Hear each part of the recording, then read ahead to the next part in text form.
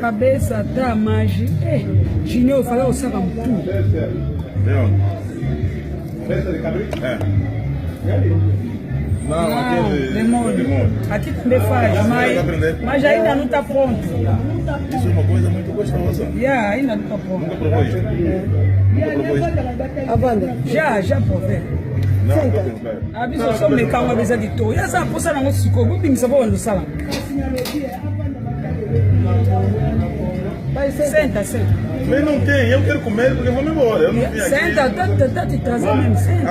Ela vai fazer. Estava a dizer assim. Não, já entendi. Quando sentar, ele vai mandar de novo preciso. Nada, né? Preciso passar.